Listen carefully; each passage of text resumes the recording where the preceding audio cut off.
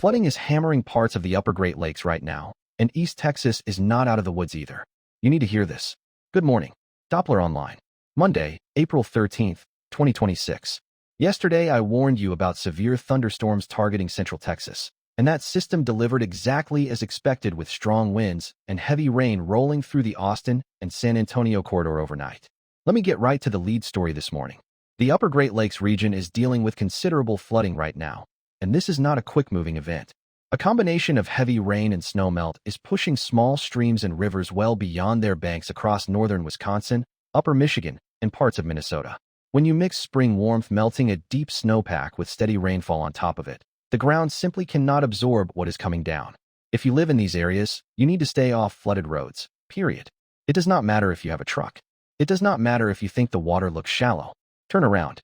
This flooding is also extending southward into the middle Mississippi Valley, where rivers are running high and additional rises are possible through midweek.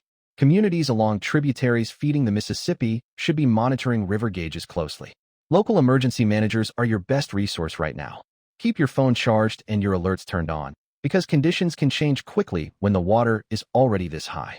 Now let me scan the rest of the country for you region by region, because there is a lot happening for mid-April. Turning my sensors to East Texas first. You are looking at another round of locally heavy rain today and into tonight, and flash flooding is a real concern, especially in urban areas where drainage systems can get overwhelmed fast. Streets can turn into rivers in minutes with the kind of rainfall rates we are talking about. If you are commuting through Houston, Beaumont, or anywhere in the Piney Woods region, give yourself extra time and have an alternate route planned. It will feel muggy and tropical out there, so keep your wipers fresh and your headlights on. Scanning the southeast now. The rest of the Gulf Coast stretching into Alabama, Mississippi, and the Florida Panhandle will see scattered showers today, but nothing nearly as intense as what East Texas is facing. Temperatures will hover in the upper 70s to low 80s, and it will feel sticky.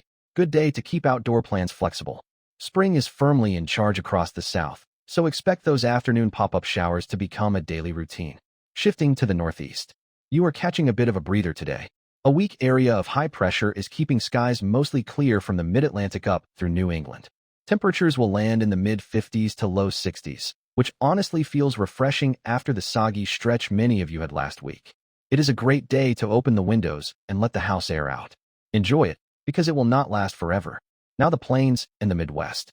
Conditions are relatively quiet across Kansas, Nebraska, and the Dakotas today, but I want you to stay weather aware. This is peak severe weather season, and the pattern is active. Temperatures are climbing into the 60s and 70s, which feels pleasant, but that warmth is fuel for what could develop later this week. Before I sign off, stick around, because the extended outlook has something brewing that the entire middle of the country needs to be watching. Swinging out to the Rockies and the West Coast. High pressure is keeping things dry and mild across most of the interior West. Colorado, Utah, and Wyoming will see sunshine with highs in the 50s and 60s at elevation. The West Coast from Seattle down to San Francisco is looking at a calm, dry stretch with temperatures in the low to mid-60s. Southern California will push into the 70s. If you have been waiting to get your garden going, this is your window. Give those new plants a deep soak and enjoy the sunshine. Now here is that extended outlook I promised you. A new storm system is expected to develop across the Central Plains by Wednesday into Thursday, and the ingredients are lining up for a potentially significant severe weather event. Warm, moist air surging northward will collide with a strong cold front dropping out of the Rockies. We are talking about the possibility of large hail, damaging winds, and tornadoes from Oklahoma up through Kansas and into Missouri by late week. I will be tracking this system every single day as it develops, so make sure you are subscribed and checking back. Doppler tracking. Scanning the horizon so you don't have to. Subscribe for your daily uplink. End transmission.